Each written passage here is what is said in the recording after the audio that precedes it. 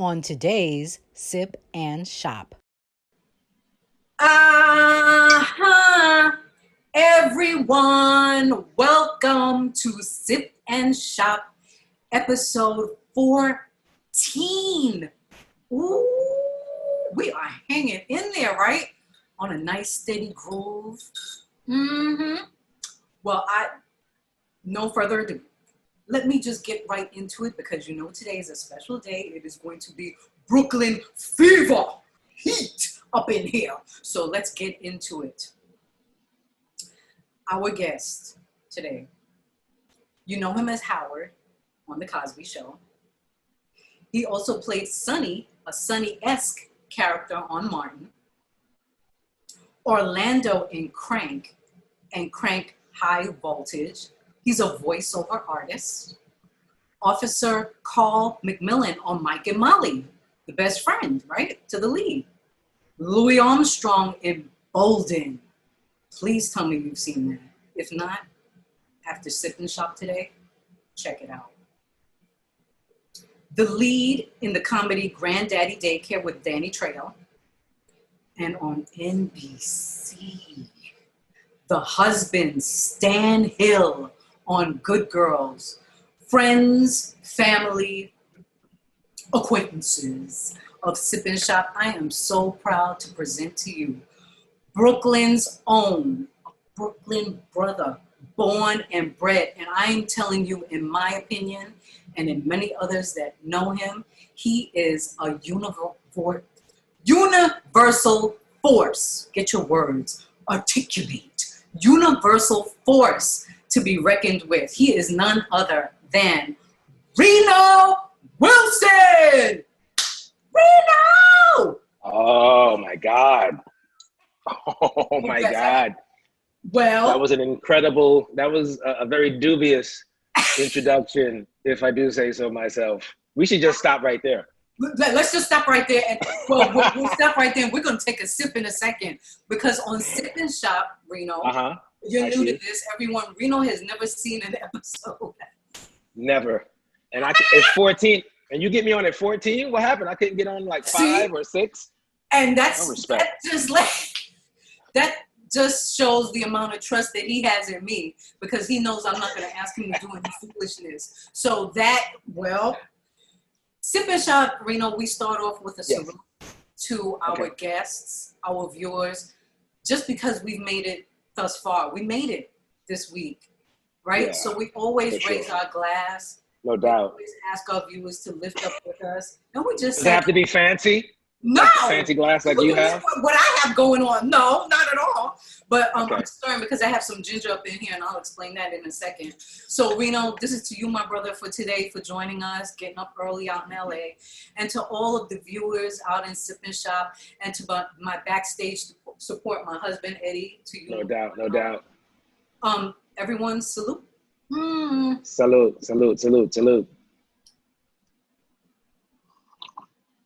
Ooh, daggone, that's good. Yes. What are you sipping on? I'm sipping on raspberry tea. Ooh, like a raspberry zinger? No, it's actually no, it's not the zinger. It's not the zinger. I think it's a celestial seasoning. Oh, yeah. But it's not the zinger. It's a little stronger than the zinger. It's actually red raspberry is what it's called. Stronger than the zinger. I find it to be a bit deeper in flavor than the zinger. It's a little light for me. This is a drop down. I also added some ginger and manuka honey. So you got to have that manuka. I know, right? What are you drinking? I took a spin class this morning, and on my way home, I stopped at a neighborhood. My favorite neighborhood coffee shop is called Lemon Poppy. And Saturdays, because I eat pretty clean during the week, I get a cafe au lait, and they use this tectonic coffee beans. I'm kind of a coffee snob. So they use these tectonic coffee beans, and I get a cafe au lait with oat milk. So this is kind of like this much coffee with an extra shot. So it's kind of like a red eye au lait. Wow. And all of that is like oat milk. So it's kind of a treat. And then I also get a little bakery product. So this morning because it's the weekend, so I can cheat a little bit on the weekend. And I got a banana muffin. Oh, cute. Banana muffin. Cute. I'm drinking a cafe au lait. Okay, perfect. Well, before we start to get into you and your illustrious career, there are just some things I have to take care of for the Sip and Shop viewers. Not that you really care about me today, but let me just say it anyway. Always. I am wearing, in case you're interested. You look amazing, by the way. Like, oh, thanks, babes. You look amazing. Oh, thank you. I'm trying, brother. I'm doing the Pilates. I mean, you're 76. You know what I'm saying? So this is what we're in for. See, this, you know, you don't change. I was telling someone today that you were going to be on, and I said, I gotta tell you, from the age of 13, his essence is still the same. A nut. A nut. Super silly. See, gotta keep it silly. Mm-hmm. I'm wearing a fusion of fresh face and natural. And the difference between these two charts is the contouring in the eye. So I just went right in the center. A fuse of both of them. So it depends. Do you want a softer look? You go fresh. If you want more contouring, you go natural. Reno, act like you care about this. So, so what I did was to open it up. When I say open it up, I changed it in terms of the lip color. So I added this orangey based red, which is, I think is really, really pretty, but the kicker, ooh, I see that. You see that? The kicker with this color is, it's called 1997, the year Fairweather Faces was born. So this is a celebratory lipstick color, and it's so creamy, so smooth, and it's easy if you pair it, if you want to open it up. So I'll do my demo now, quick demo of Hot Flash, which is the lip gloss. My wife would like that color right now, Hot Flash. Yeah, so it's just a drop. You are so shady. It's just a drop. Middle of the night, she's like, oh Lord, just kick the blankets off. It's so crazy. I'm just doing a drop of Hot Flash in the center just to give you an idea that you have the versatility to open it up if you choose. But if not, then rock 1997 by itself. On the eyes, to open my eyes up, because I'm always tired on Saturday, like waking up. Okay. Then I did a mix of, and don't laugh, because this is like really worn down. Somebody's at the door. Yup, somebody's at the door. Eddie will let them in. This is Vice, so I chose to open it up. If you want to use Hollywood, your highlighter, you can. I used Vice today, and then I used Gold Rush. Fused together right in the center just to open up my eyelids. I did another layer of blush, starting first this time with a universal blush. Of course, I try, is an orange base. It's called YOLO. A swatch of that, and then on top of it with a shimmer, very light, kind of salmony shimmer, is the Big O. So it has some gold flecks in it, right? So why is it called the Big O? You know why? Because if you wear this, you get a big O. And then I applied it with, this time instead of using the Pro set, I decided to give a little shine to the mini set. So, you know, you can apply it at home with your mini brushes and also pop these in your bag or get another. And drop it in your makeup bag, your gym bag, your travel bag, office, wherever you are. And then finally, Reno, I don't know if you remember this one. When I did your press for Good Girls, this was the last thing I used to set your skin. And I said, by doing that, I won't have to constantly touch you up throughout the day. What up, Baker? Yes. 2 squirts, 2 pumps is all you need for the setting spray. So can I get that right now? Of course you can. Okay. Yep. It's called Shop and Sip. Fairweatherfaces.com is where you can get all the products. And then finally, you know, I try to show out with a t-shirt. Here we go. Easy, easy. In beauty and peace with the colors this time. You know why the colors? Universal colors. Because we have a universal talent right here before us, people. getting into it, we go way back from 1983. Yeah, Freshman year. 84. 80, no, sophomore year. 83. Wait, you came Sophomore in year, sophomore 84. year? Yeah, Wait, I was a new sophomore. were you a new sophomore? Yeah. You and Curtis. Me, Curtis, Dondre, Goodness Carl Payne. gracious. Really? Okay. Yeah, Well, yeah. I was telling Eddie that I remember you on the bus. Is like when we first met because you were what street? Okay, you were on 50. 6. Okay, everyone, just to let you know, when I said the Brooklyn Heat, I meant it. Both of us, Reno and I, are from East Flatbush, Brooklyn. You better. So, East Flatbush, come down, East Flatbush. So I used to get on at Church Avenue, and you got on at the B35. Yeah, the B35. And you got on where you got on first, and then you came down, and we would get off at the Church Avenue stop together. But I got on To take the D train or the 2 train? 2 train. We were taking the 2. Got it. So we took the 35 to Nostrand Avenue to take the 2 train. Right. Got it. But me and my dad, because my father had a similar schedule to mine in the morning, so both of us would get on the bus. Now, I wasn't a morning person like back then because I was so like, oh God, I got to keep my energy up because dance class was first, studio was first. When I say that all, we went to LaGuardia High School together. Tell them Baker's on there. Reno was drama and I was dance. So in the morning, I was trying to conserve my energy because for the push in the morning. Right. But you were always so jovial and happy. I was? Yes, to me, because I was a grouch. My father said, why do you do that? And I'm like, what? He was like, go back there and say hello to your friend. I'm like, Daddy, I'm tired. This is because you were all the way in the back of the bus. And we were in the I don't remember this at all. I know, because I never shared it with you, but I'm sharing it now. I was a grouch in the morning. I was trying to conserve my energy for dance class. And my father said to me, there's your friend. And I said, where? And he was like, all the way in the back of the bus. And I said, I will see Reno when we get to the train. He said, no, don't do that. He's your friend. Go to him now. And I'm like, Daddy, I'm tired. He was like, it doesn't matter. He's your friend. Just go. So we would meet in the back of the bus, my father with me. And I remember the first time you met him, and you always greeted him in this manner. Sir, how are you? Good morning. And I was like, God, he's so manly. Like, he's so young, but he's so, he's clear. He's centered. He knows who he is.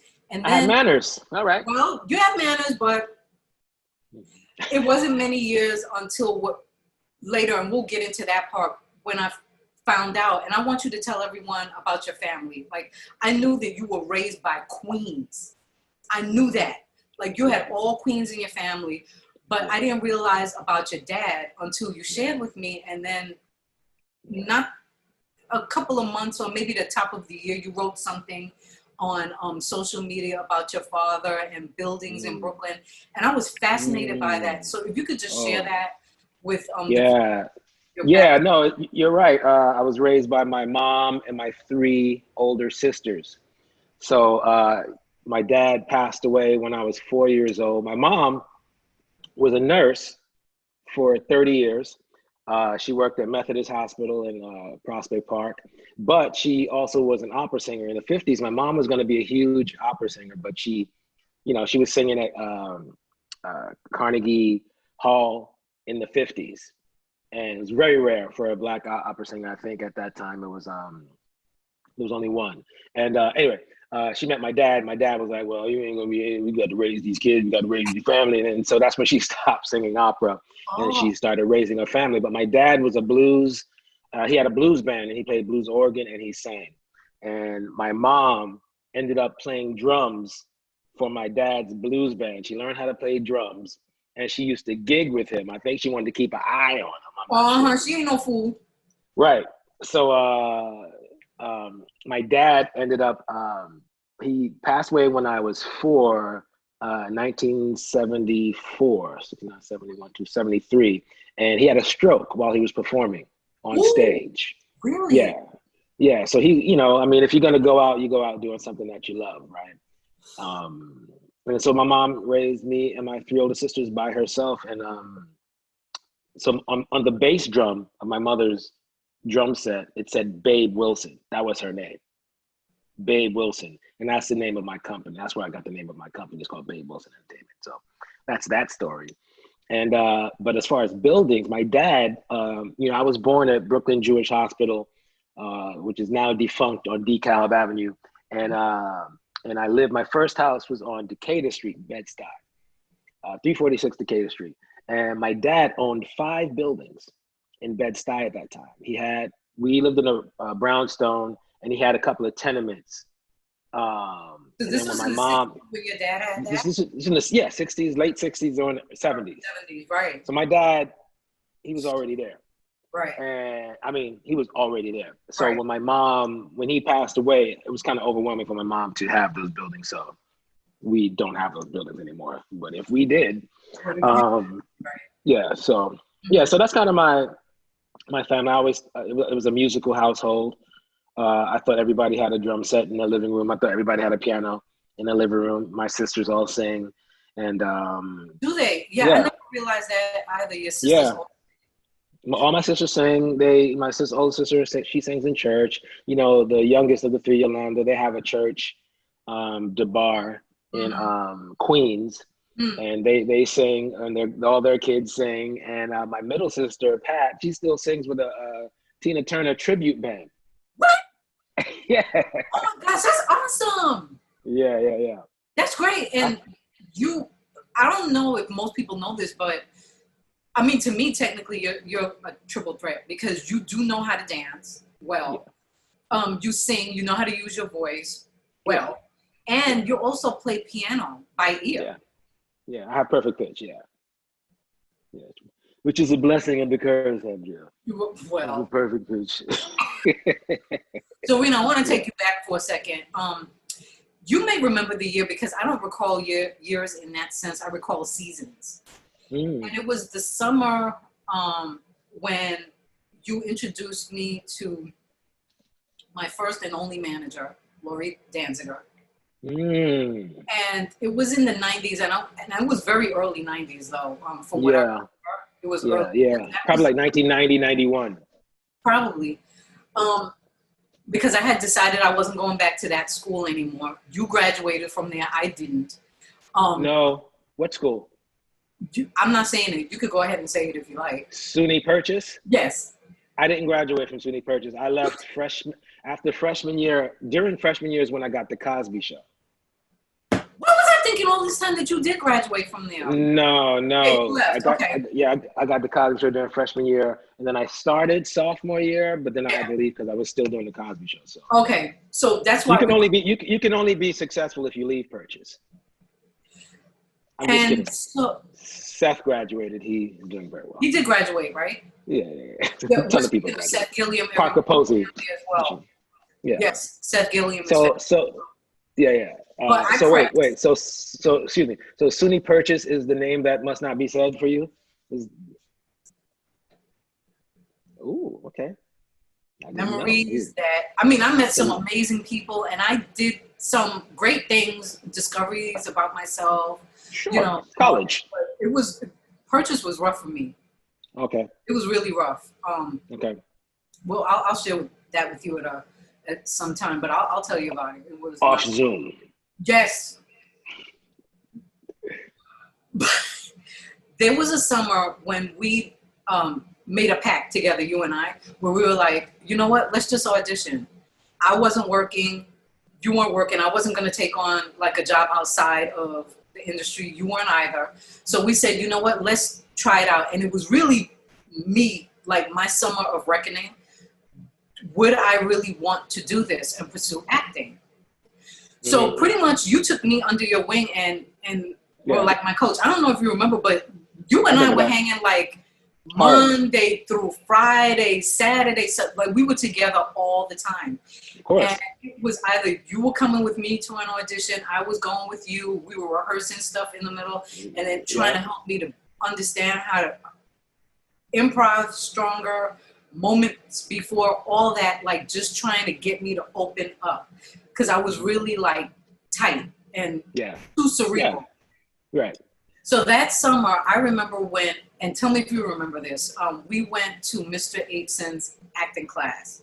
And Mm-hmm. we went in as a guest, and he said, listen, I'm bringing Andrea along. He was like, sure, I'll bring Andrea. So I sat in the back, and he just immediately introduced you and then just gave out sides.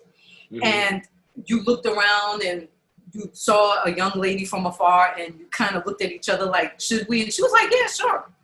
And it was Othello. The sides were Othello. Do you remember that? She was Desdemona and you were Othello. And she made a choice to just sit right back, but she started to sew.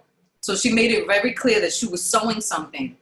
And I think he had another couple go first, but then he said, you know what, let's not even wait. Let's have our guests jump in. So you got in there and you slowly walked around her in a circle like a lion, very Really? slow. And I'm like, what the hell is he gonna do? And you had the sides, but you weren't really looking at the sides. It was just you taking claim of the space is what I remember. Then all of a sudden you kind of made a motion as if you locked the door, and everyone in the room went, and then you started coming at her like, where's the scarf that I gave you? And she was like, my lord, where's the scarf that I gave you? You have to have it. Where is it? And it was this whole thing, and the two of you didn't have a warm-up together, no introduction together except eye contact, like, okay, let's do this. And I was bewildered that This night. sounds amazing. Sounds really good. You were more, Reno, you were more than amazing. And so when we got in the car and we were driving back to Brooklyn, I kept harping on, how did you know to do that? And you said, you looked over like this. I don't know, I just did it. I'm like, Reno, how did you know to make that choice? I don't know, I just kind of went with it. No, but how did you? Because, and you said, why is this so? And I said, because for me, like it would take me so long to warm up, feel the space out, the person, their energy. And you said, Andrea, there's no time for that. As an actor, you have to channel right away and make a choice. So I'm saying to you, as what is your process? Yep, your process. Yeah. Well, wow. Okay. I'm really uncomfortable talking about myself, first of all. People would be surprised, you know, if you look at my Instagram, first of all, it says an extroverted introvert. So I'm actually uncomfortable talking about myself, but I moved through that. That's the truth. But that really did sound amazing, whatever happened years ago. I wish I remembered it. But, you know, we learned really early that an actor's talent, your talent is in your choices, right? My process to this day is a culmination of everything that I've ever learned.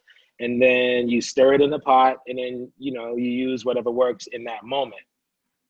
You know, if I arrive on set for a scene, and I was just saying to my friend yesterday, let's say you're in a love scene with somebody and you don't, you know, that you're not necessarily attracted to or whatever, or if they're not nice, or, you know, whatever the deal is, you still have to find a way to make this believable. So you focus maybe on, an eyebrow.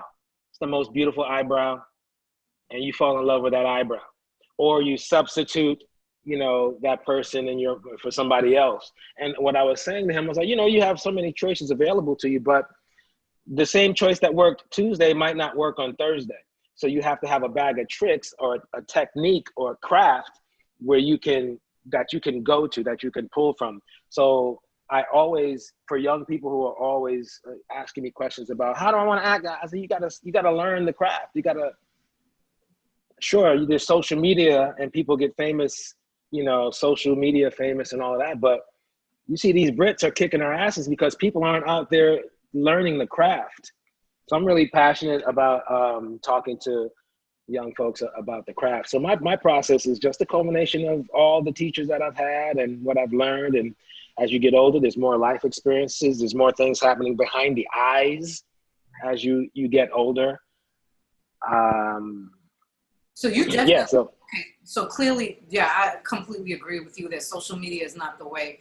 It may be for a moment, like if someone thinks you're cute and you just happen to have a good day and you were able to yeah. online.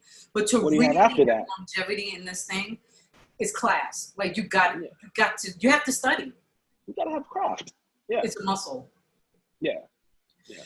Do you remember within that summer, do you remember any of this? Like we had no friggin' money because no one was working. I don't remember. Okay, well I'll remind you. Now you sound like Mr. H. Of course I do. Of course. Yeah, I of don't course remember. I do. Okay, so I didn't even do drugs then. no, you certainly did not. We were clean. Everybody was clean. And I still am clean. I don't Yeah, me too. do well. That summer, since we weren't working, we had no money. So you will call me in the morning and say, Dre, you up yet? Yeah, I'm up. What are you doing? I'm coming to get you. All right. Do you have food at the I had house? a car. Yeah, I know. You had your car. With the it was an Acura, right? Mazda MX-6. Yeah. And stick shift. And you know what really grinds my gears? You trusted me so much. You said, Andrew, you have to learn how to drive stick. And I was like, no, I don't want to do it. And I'm up here like grinding gears. And you're like, girl, take a breath. Take a breath. Yeah. I thought I was going to jack up your I remember car. that. Right? No, you did. It's all right. Did I? I did jack it up right, a little bit. Yeah. But we had no money, and so you would say, what do you have in the house? And I was like, well, I have like a potato and an egg. And you're like, good, bring that. I have an onion. We'll put something together. I was like, put something together, because I wasn't cooking back then, but you were.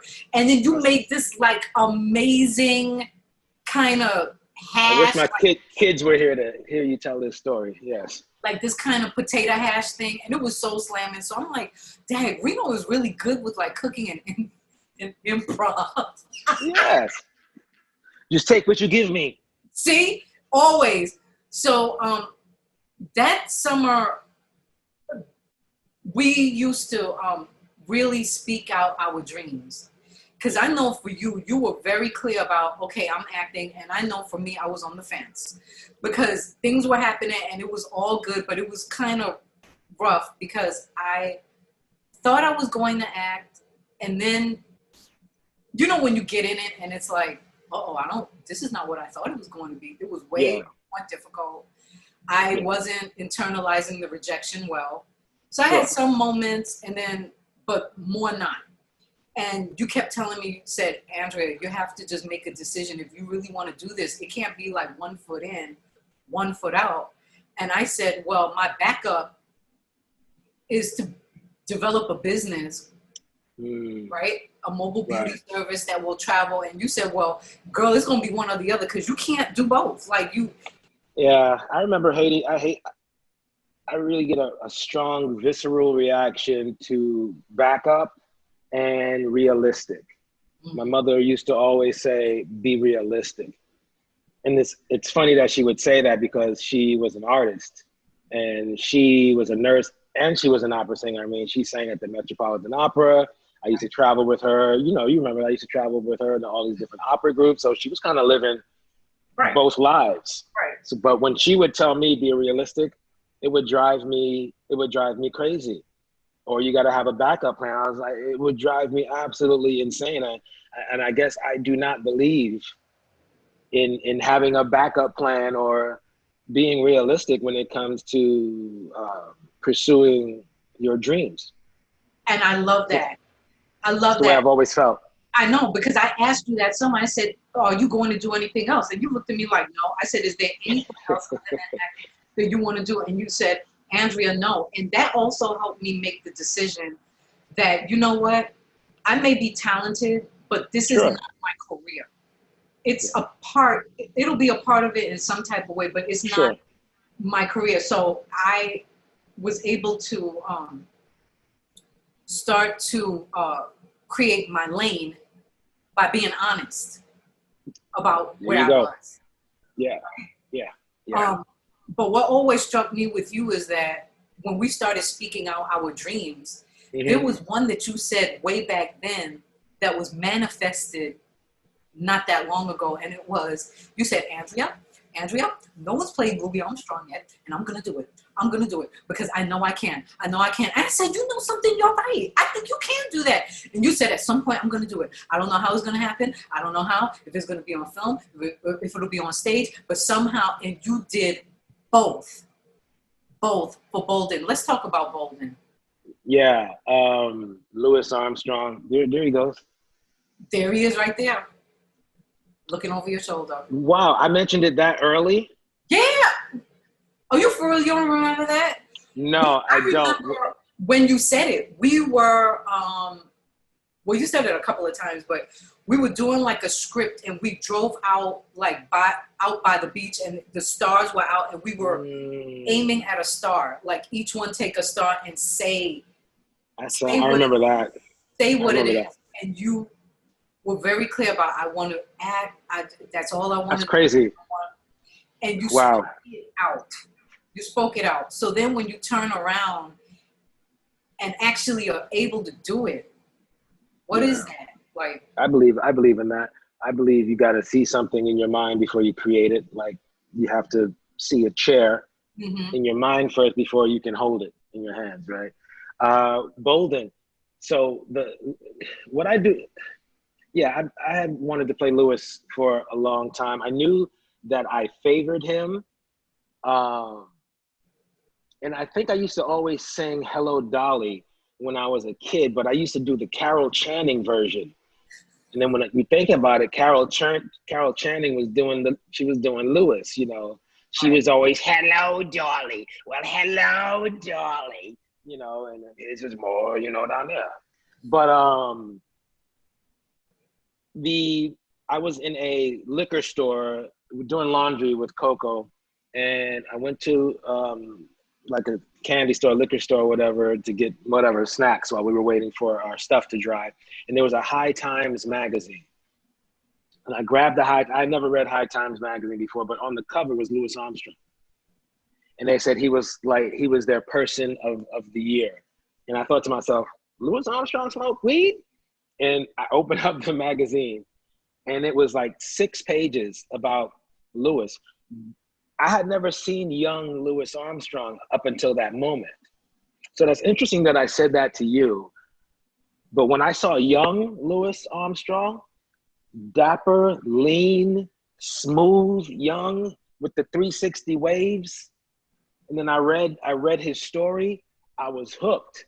And they mentioned the Hot Fives and how the Hot Five records were the biggest selling records, and people used to have to sneak to grocery stores. White folks had to sneak to grocery.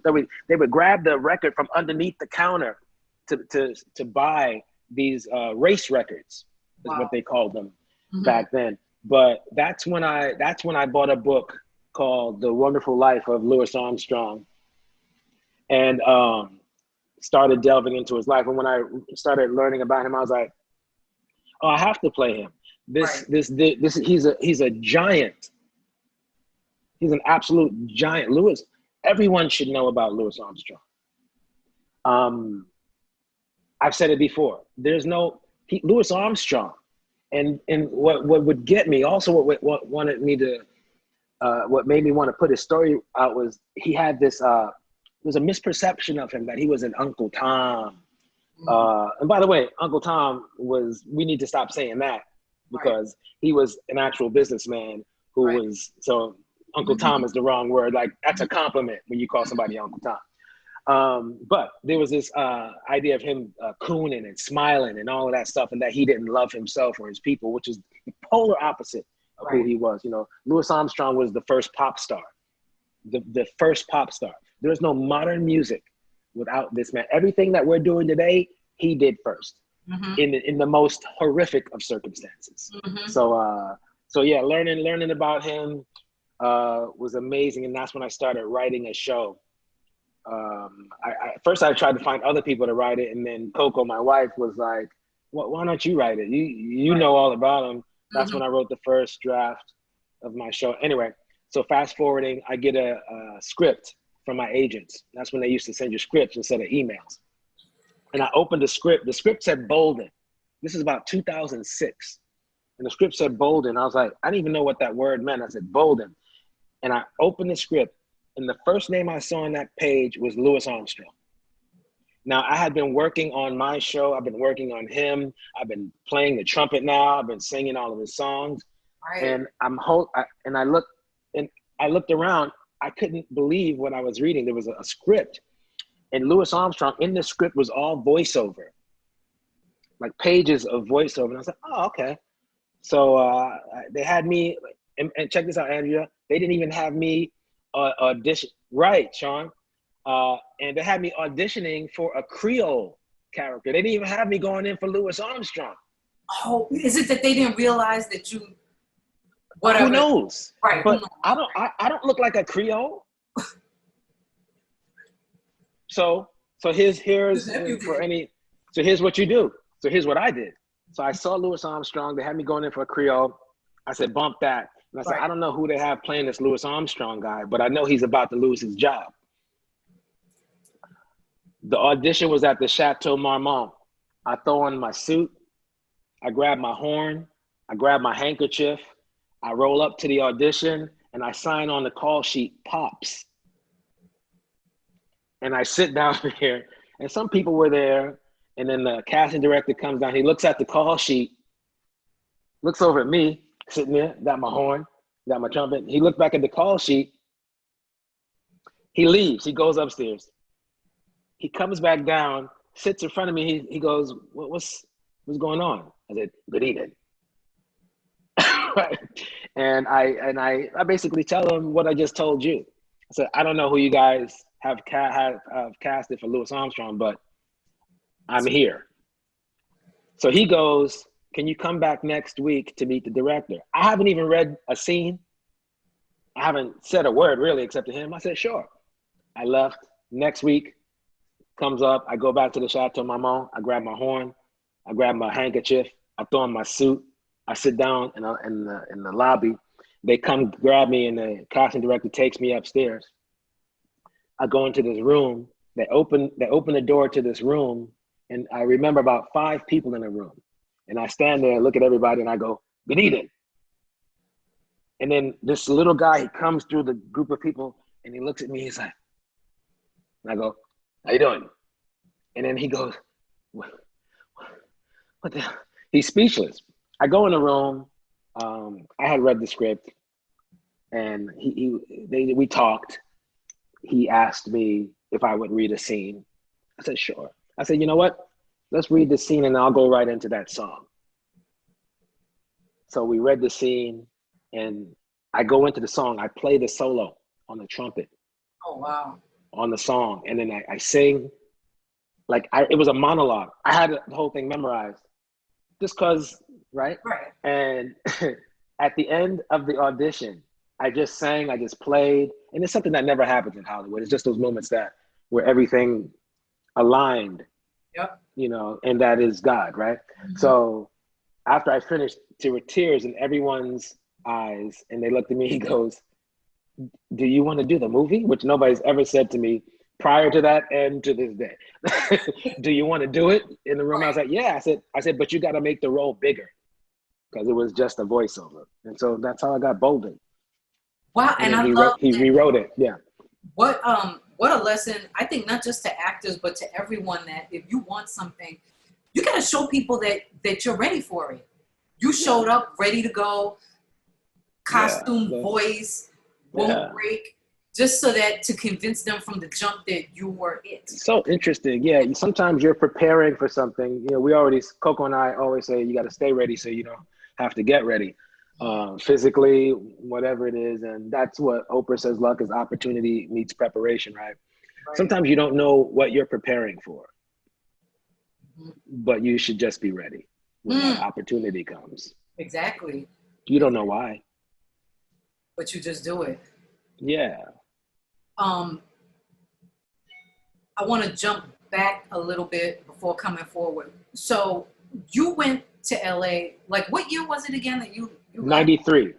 All right. So then that summer must have been, it had to be 92 then, because right after that, I was like, my guy is leaving. And you're like, yeah, I gotta go. And I was like, why now? You're like, because my spirit is telling me to go. Yeah. And it wasn't like, you know, we had a lot of money or anything like that, but you bounced. You're like, the spirit is telling me to go Yeah. now. So, yeah, I couldn't sleep. Yeah. Wow, because it was coming at you so strong for you to leave? Yeah, I couldn't sleep in New York. Okay. I couldn't sleep at that. First of all, I was in my mother's house. Yeah. And I had to get out of there. And I used to be awake at night. I used to watch movies at night and write the scenes on paper from like The Untouchables or Cornbread Earl and Me. I remember I just used to write scenes down and then go over the dialogue. Just great movies. I just used to write the scenes down. Right. And look at this and then go on it. And I remember Curtis and I, God rest his soul, Curtis would come to my house and we would practice being on talk shows. Really? We would interview each other on talk shows, just preparing ourselves. You don't know why you're preparing, right? Right. But I could not sleep in New York because I was always wondering, what the hell? It's 1 o'clock here and it's 10 o'clock in LA. What the hell are they doing on the West Coast? Yep. So yeah, so I had to go. And I went to visit Los Angeles in November of October of 1992. My mom had a surgery in November, so I went back home and I was like, I'm coming back. In January of 93 is when I moved back. So fortunately, I was dating someone who had a place out here. Right. And yeah. That's how that happened. Right. But I remember when you left, and I was like, man, he is gutsy because he's just taking a chance on what he believes in. You know, it was a complete faith walk. And when did you move to? Yes, sir. Yeah, I moved out in 98. So I got, right when I landed, I started building Fairweather Faces in 97 in New York. And then quickly word kind of like got out to LA about this business. So I said, you know what, let me just take a chance. So I went to Doreen and I was like, you know, can I stay with you? You know, and she was like, yeah. So I just went, visited her, but to check it out.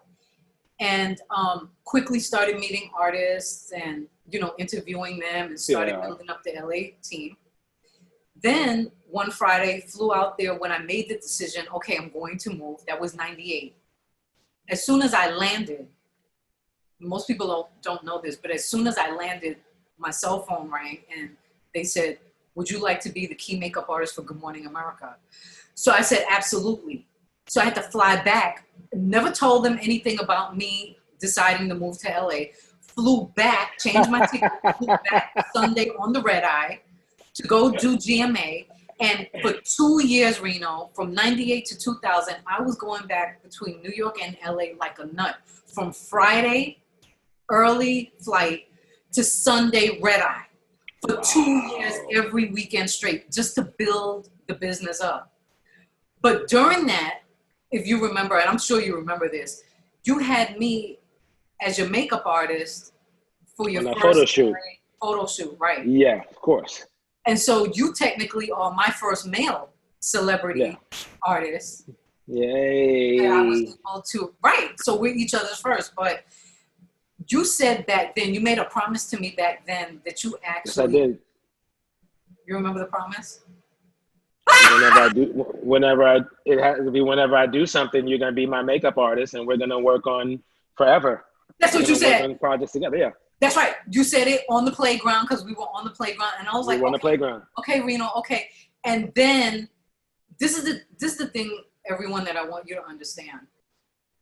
You may have a talent, you may have a dream, and it may not come, or a promise made, and it may not come to fruition right then and there. It literally took us like 20 years later, Reno, that you ended up giving me a heads up. Listen, people from Good Girls are gonna call you. I need you to be a groomer in New York. Oh yeah, brother, I got you. And we worked together, and it was amazing. But it happened, and it was like, you know, no apologizing of it took so long. It happens when it's supposed to happen. This is true. Yeah, we never know. It's so funny when you look at your life, right? You have your life. You had your life on a timeline. And you were able to look at all the different moments of your life and you go, oh, okay, I needed to go through that so I could get here. Oh, and then look, when that happened, I went through that. So why was I worrying during this time here? You know, Yep. right? Yeah. If you could look at your life and timeline, you would not worry because you see how everything goes. So that's kind of how you got to approach it. But yeah, you don't know. I mean, 20 years is kind of like that, right? But it feels like it's 20 years. So But it was, and we're not done. And we're not done. and we're not done. If anything, we're just beginning. We're not done. We ain't nowhere near done. For sure. But Yeah, it was amazing for me to be able to call you and have you take care of me, take care of Coco, and be able to travel around New York City from junket to junket. I mean, that's a dream. That's our dream. Awesome. And I was so proud to be there and Me represent, too. but to watch, because, you know, every now and then I would get teary-eyed on that assignment, because knowing where we're from and knowing what we spoke about, that's no money with potatoes and onions, you know. For real, like, and it's gonna be good. It's gonna be fine. We're gonna make something out of it. But just being so proud of you, everything that you've done. Yeah. There's so much more to say. Is there anything you want to talk about? No, I'm just enjoying sitting here. I see Okay. Sean Baker's chiming in. Yeah, Sean is always so good about supporting us at Sip and Shop, always. So, Sean, I missed your thing the other day, man. I'm sorry, brother. I think you'll be able to check it out online. That's Sean Baker, yeah. A good friend of ours from LaGuardia. He was dance with me, but he's a triple threat. He's another one. Sean, yeah. Sean, you need to get up on Sip and Shop too, my friend. We need to get Sean's on here. So Sean's an animal, just a beast of a talent. Everyone, let me just let you know now. Reno, do you remember this? You and I got the same award. The Playbill Award. Yes, we did. We both got the Playbill Award upon graduation of LaGuardia. Sean got the highest dance award. Usually it's given to a female. Sean Baker got the highest dance award. He was a beast. Beast in class. He could do anything. Anything. He was on Broadway at what, 16, my one and only? Freshman year, I was coming to get him take him from school. His mom was his manager. He was tapping with Tommy Toon, Gregory Hines, Sammy Davis. Sean, 14 years old, you know, tapping, doing his thing. So now it comes to, and this is like really off the cuff, Sip and Shop, I usually try to give like some kind of tip for the week besides the makeup deets. And so this one I had to decide something that's universal, but kind of like a problem that I've noticed folks have been having. And it's, don't laugh. Let's take a sip.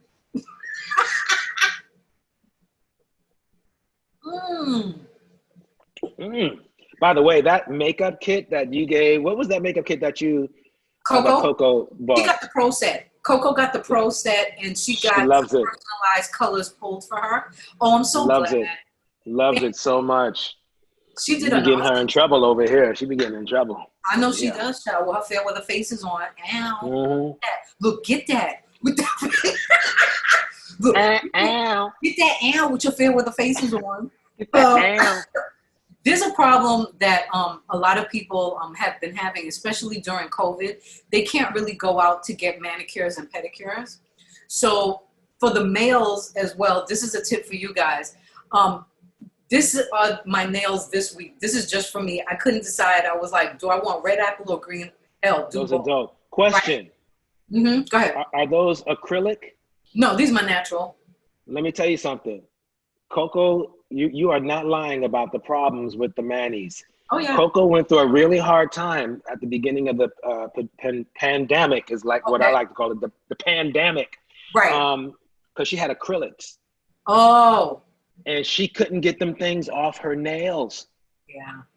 It's a lot of patience and the right chemical formula. I mean, she had to order the machine. God.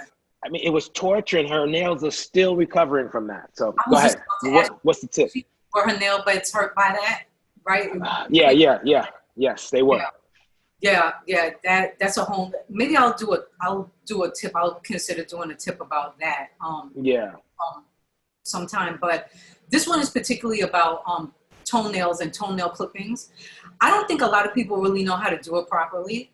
I think Mm. that in seeing like on Instagram, like looking at, some of these pedicures, the colors and the color placement is great, but the Mm-hmm. angling is very important. And I actually learned this freshman year in class at LaGuardia, when we had to take point classes. Oh, okay. And they told us then, Miss Medelsky said, listen, you have to cut your toenail straight across, but you don't just leave it like that because you can cause an ingrown nail. You must make the sides round.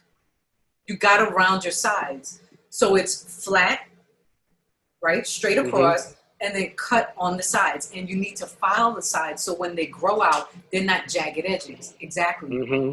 And so what I found is that those that don't do that tend to have to make, could be numerous trips to the podiatrist's office, male or female, it doesn't really Mm, matter. wow. But that's where the ingrown nail is when you have that jagged or pointed edge and it's cutting into the skin, which can cause inflammation Oh, and everything just. alter the way Yeah.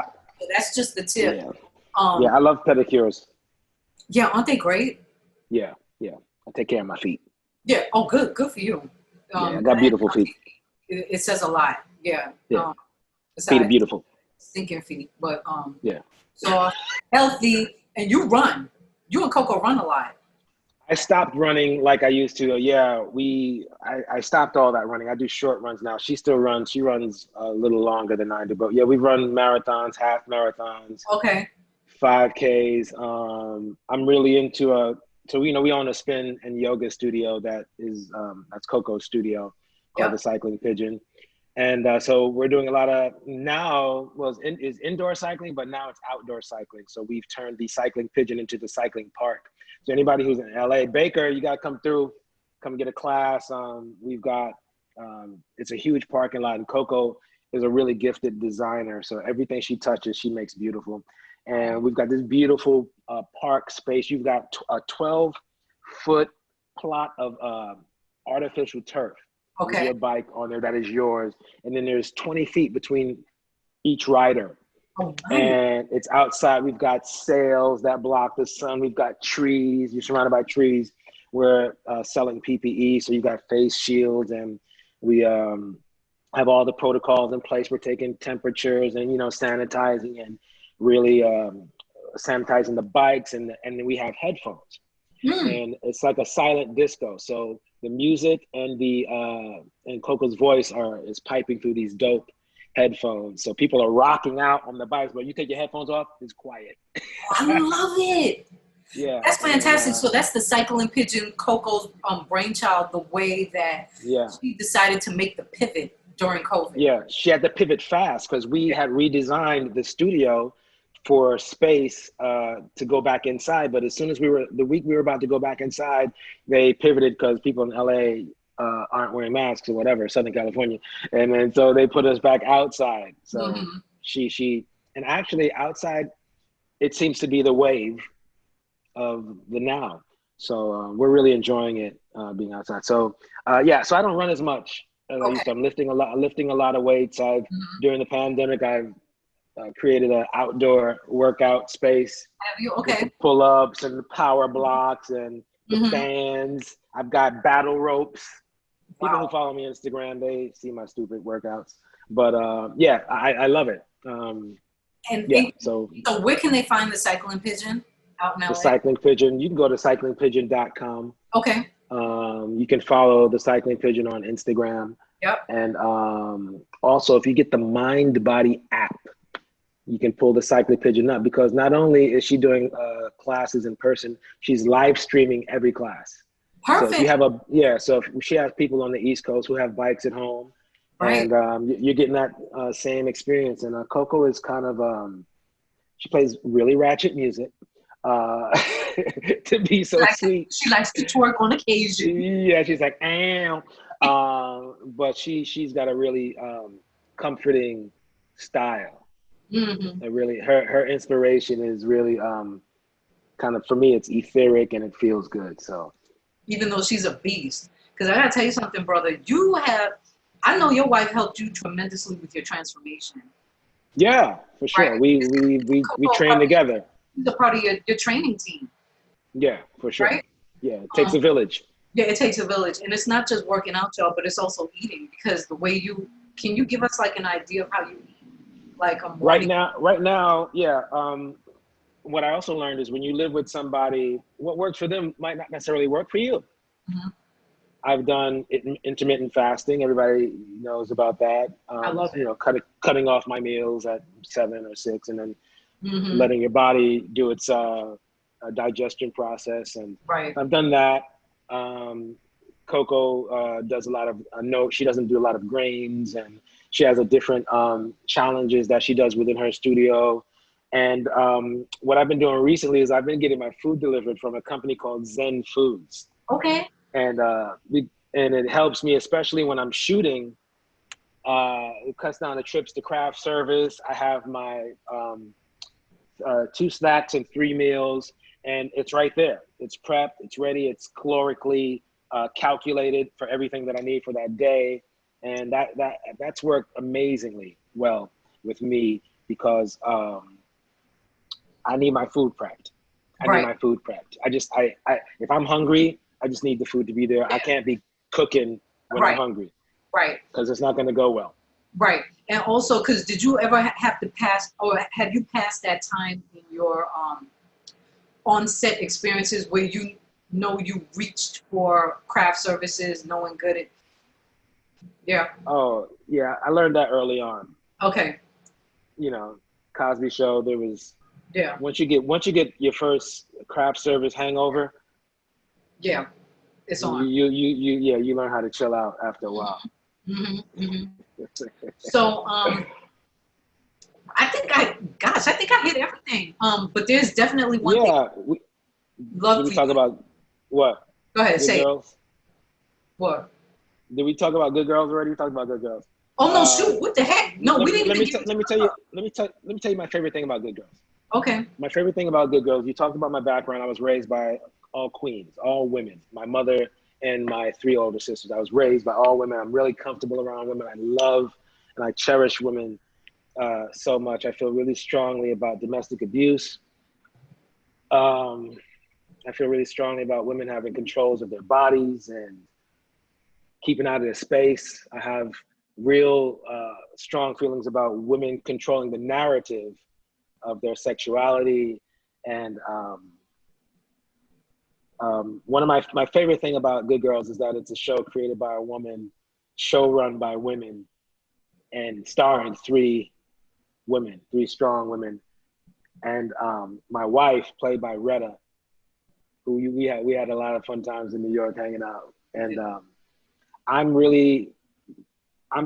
love to be a father and a husband so much.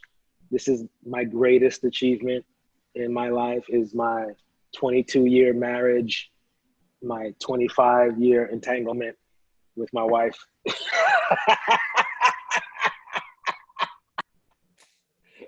And You are crazy. You are so crazy. I enjoy her so much. I Yeah. enjoy my kids so much. And I get the opportunity on Good Girls to express this Black love, this universal love, this relationship with Retta on TV. And I'm so proud because I don't think there's a couple that looks like us. Indeed. She's this full-figured, beautiful, dark-skinned Black woman. Yep. And I am loving her up like crazy on this show. At every drop of a dime, she's pushing me off her. You feel me? And and I just feel we're representing so hard. Yes. And our beautiful brown-skinned Black children who are being raised as young princes and princesses. Even within their given circumstances, you see the love that we're giving these kids, and that's what I'm most proud of about being on Good Girls. It's a show run by women, created by women, and I'm so proud that I'm able to just optically present Stan and Ruby Hill to the world and change perceptions. Thank you, Sean. And so yeah, I wanted to say that, and I think it's important that we see that more Of course. on screen and on TV. So yeah. Speaking of that, are you considering like writing anything? Are you considering like? Oh yeah. I got a couple of things in the works right now. I got a project called Retro that we're editing. Retro was a animatic. I don't know if I can talk. Yeah, I can talk about it. Retro is kind of a time it's kind of a sci-fi time bending piece Okay. about a guy who might appear homeless, but he is not. You'll see it soon. We're cutting. We did just shot a proof of concept before the pandemic, and we're putting that together. You know, my goal is to play some kind of superhero, somebody's superhero, and then after that, just let my body just go. And then, Andrea, I have a project that we have at a couple of places right now, and the name of the project is called Cook Food. Okay. And Cook Food takes place in East Flatbush, Brooklyn, and it's about the last West Indian restaurant. We spoke about this years ago. It's gonna happen. Yeah, well, it's at a couple of places now. We're shopping it. Nice. And here's my deal. East Flatbush is a largely Caribbean neighborhood. Okay. When you think of Martin Scorsese, you think of New York Italians. When you think of Woody Allen, you think of New York Jews. When you think of Spike Lee, you think of like magical Black Brooklyn. But nobody has told the story. Nobody has told the story of the Caribbean community that is massive in Brooklyn, in the East Flatbush. Right. East Flatbush. So I've been wanting to tell our stories for the longest, and we have such a rich and diverse community that nobody's really seen. So this project is called Cook Food, and it's about the last West Indian restaurant trying to hold on through gentrification in East Flatbush, and it takes place during Labor Day weekend. But I love it. and that's a story that will resonate with many, because a lot of these took major hits even before COVID hit.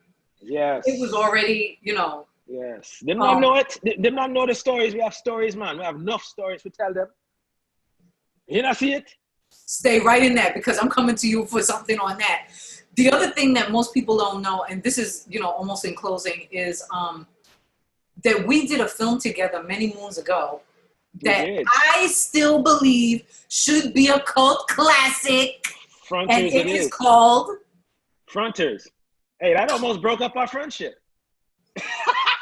We could talk. Can we talk about that? Of course we should. Let's talk about that. Because here's the thing. Here's the thing. Why you and I are still so tight to this day, because we have always been honest with each other. Yeah. We have a trust that has been unsaid but known between you and I. Right. I know you have my best interest. I just know it. And I have your best interest at heart. Yes. So listen, when you do projects with friends, it can go awry. And it did with some of the people on that project, and that's okay. Right. People in your life for a reason, season, lifetime. Mm-hmm. I am happy that you were in my life for a lifetime. Because that was a moment for us where, energies could have pulled us apart from each other. Right. But it did not, because we came together. We came together, and the thing was that I guess God gave us like a good, almost a year separation to not speak. Yeah. Because we were both really upset. And then out of the blue one day, I get this email, and it was we were both upset, and we were building our lives. Yeah, we were building. Go ahead. We were definitely building and not including each other in the build to give updates or anything like that. But then all of a sudden, out of the blue, this email comes, and you're acknowledging it and apologizing for it. And I just kind of it melted in a way that the realness came through. And it was like, I don't even care about this anymore. Like, I love him. He's my brother. And so I just got on the phone, and we just squashed everything. And it seems like, I'm sure everyone, when you experience a kind of thing like this, it's always worse in your mind. Yeah. Than it, you know what I mean?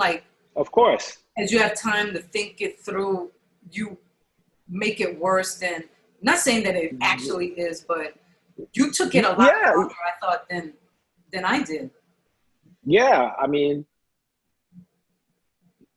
to lose friends, to lose relationships is painful. Yeah. You know, for whatever reasons. And I was happy that we were able to uh, stay together and work and grow Right. through it. We were growing outside, on our own. Right. And then when I reached out, and the thing is, as you grow also, and this is what the world needs more, is empathy. You start thinking how other people might have been feeling.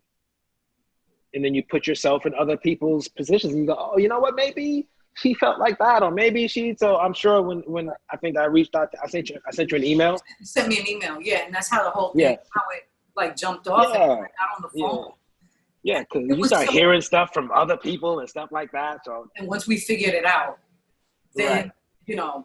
We had to just impact all that. But I'm just so grateful that, that God, kept us tight. So I want to ask you to do something for Sip and Shop on the way out.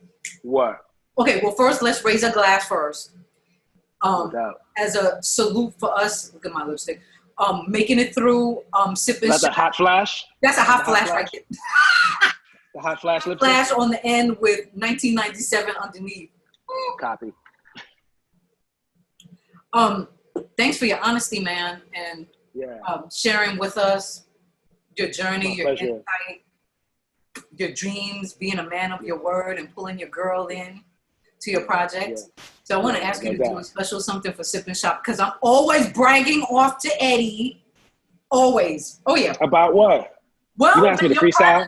When your projects come up, and I'm like, Eddie, you don't understand. This is just a snippet of, we watch Mike and Molly, we watch Bolden, we watch Good Girls. I'm like, that's just a minute portion. He is a universe. He's been trained by Mr. Apeson to believe he's a universe. And with a universe comes many talents. And this is just, the world is just seeing a snippet.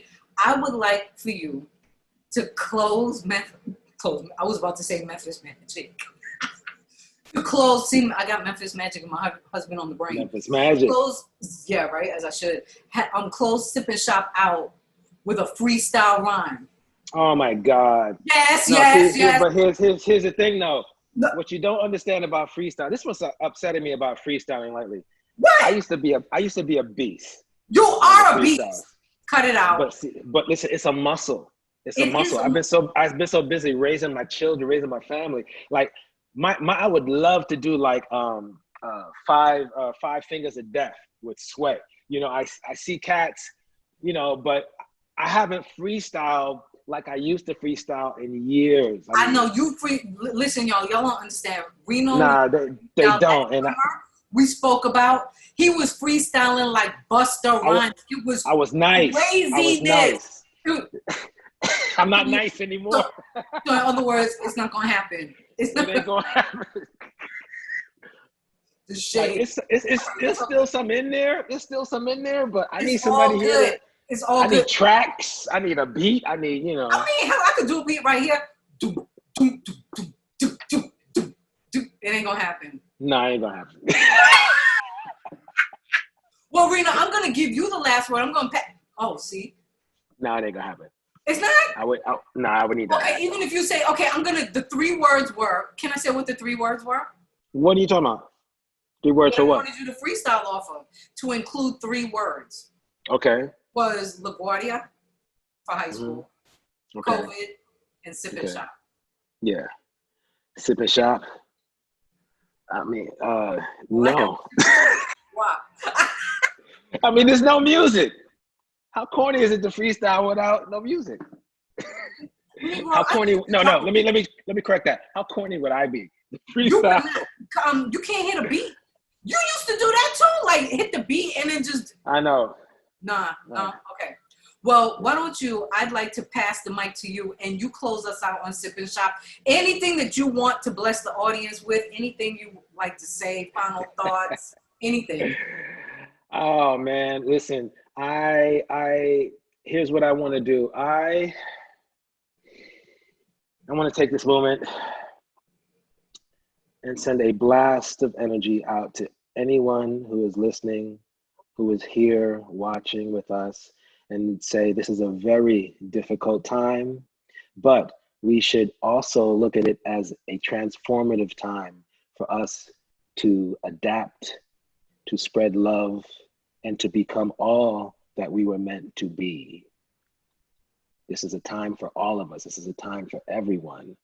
This is a time for us to come together as a human family by supporting other humans. So with that spirit, I want to say thank you, and I'm so happy for you. And I'm looking forward to the days that are on the way. I'm looking forward to the future, for real. And I'm looking forward to working with you again, my friend, because I got to Yeah, it's on. Yep, it is on. Tell Coco thank you so much. Coco, his wife. Again, Yes. Everyone check out Cycling Pigeon when you get a chance, either in person or on the app. Go work out with Reno because he's always up in there busting out a sweat. That's why he stays all cut up and ready. And keep us posted on the projects, man. I will. Thank you so much. Just so proud of you, babe. I love you so much. Thank you. I love you too. Thanks, Ange. And thanks, Eddie. No problem, man. Thanks, Ed. Thank you, everyone, for tuning in to episode 14 on Sip and Shop with Reno Wilson. We are out. Thank you.